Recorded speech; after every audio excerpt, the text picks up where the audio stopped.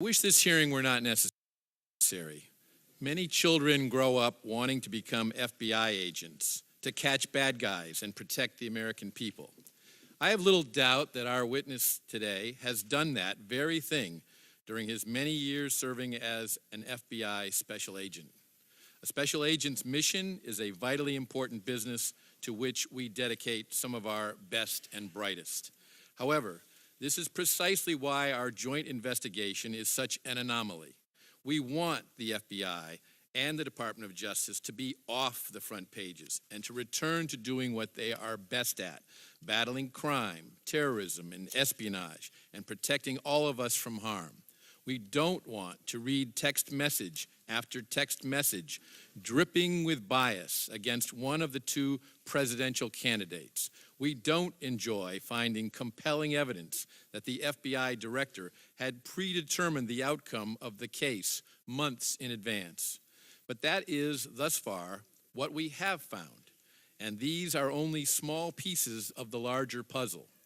The more information we acquire, the more interviews we conduct, and the more sources we contact, the more we learn. It has unfortunately taken a great deal of effort to get our executive branch agencies to cooperate with our legitimate congressional oversight.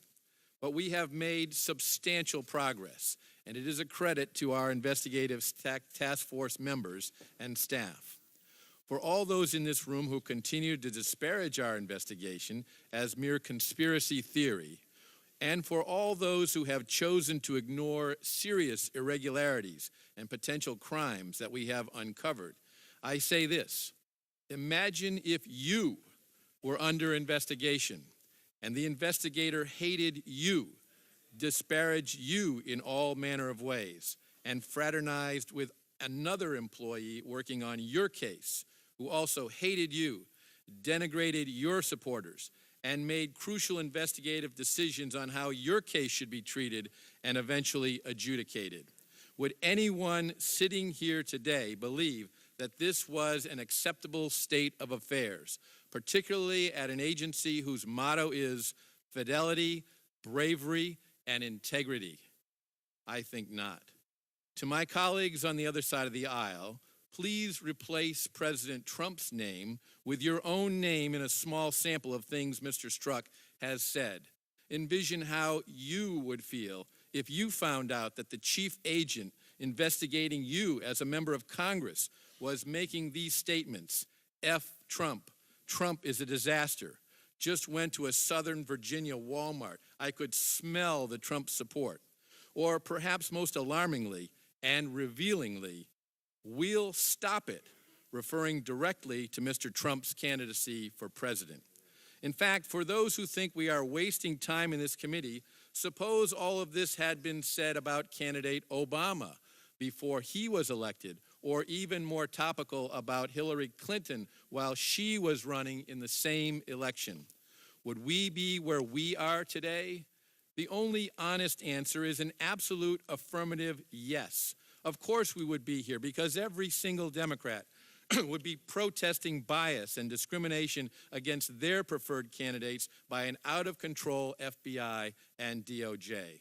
So please stop saying this doesn't matter and is only the product of conspiracy theory. Instead, the American people hope you will understand that this investigation goes to the very heart of our system of justice, one that is supposed to be fair and treat everyone equally under the law. Mr. Strzok and others inside the FBI and DOJ turned our system of justice on its head, and that's why we're here and why this matters.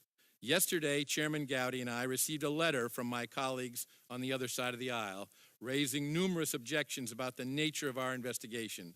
These claims are largely spurious, and I have responded publicly to them before. However, these claims are also revealing. The final line of that letter states that our Democratic colleagues will, quote, undertake efforts to protect their rights, end quote. I implore my friends not to continue their efforts to undermine this investigation. And as for their rights, I submit that the rights that should concern us are the rights of the American people, namely to know the facts, to trust that their law enforcement agencies are operating fairly and justly, and to feel secure in the knowledge that no one is above the law. I now recognize the ranking member of the Judiciary Committee, the gentleman from New York, Mr. Nadler, for his opening statement.